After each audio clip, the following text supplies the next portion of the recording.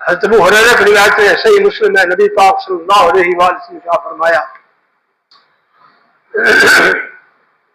فرمایا کہ کوئی شخص میری امت کا لا يصبر على لاوى المدینہ وشدتها احد من امتی، کوئی شخص میری امت کا مدینہ میں آیا، اس کو تکلیف ہوئی، برداشت کی، کبھی آیا، جب بھی آیا، میرے باپ آیا مدینہ میں، اسے کوئی دکھ پہنچا، کوئی تکلیف پہنچی، فرمایا اس نے صبر کیا، برداشت کیا، کسی کو گلا نہیں دیا، فرمایا کوئی میری امت کا شخص لا يصبر على لاوى المدینہ وشدتها احد من امتی الا قلت له شہیدا یوم القیامہ، میں اس مقدمے کی اللہ کی بارگاہ میں شہادت دوں گا کہ فلاں نے کو میرے امتی کو دکھایا تھا۔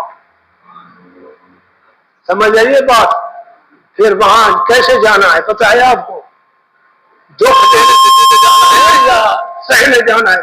سمجھے نا بات؟ بولو نا بات؟ وہاں جو ہے نا، ہاں جی، اس ارض مقدس پہ ذرا دیکھ کے چلنا ایک قافلے والوں، اس ارض مقدس پہ ذرا دیکھ کے چلنا ایک قافلے والوں، یہ مدینہ کی گلی ہے۔ سمجھ آئی ہے بات؟ سمجھ آئی ہے؟ وہ کیا بتلا رہا ہے ہمیں کہ جوش سے جاؤ، ہوش سے جاؤ۔ زور سے کیوں نہیں بولتے؟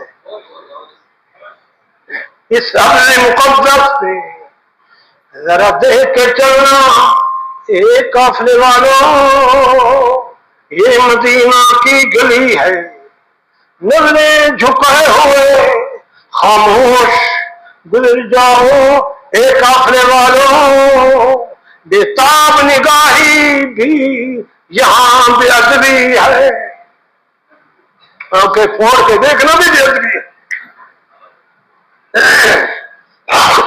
حضرت نانوتوی رحمت اللہ علیہ سے پوچھو، حضرت مدنی رحمت اللہ نے لکھا ہے، یہ عاشق کی بات کر رہا ہوں، یہ حضور پاک عاشق دنیا غلام ہے، جن کی دنیا غلام ہے، حضرت نانوتوی رحمت اللہ علیہ۔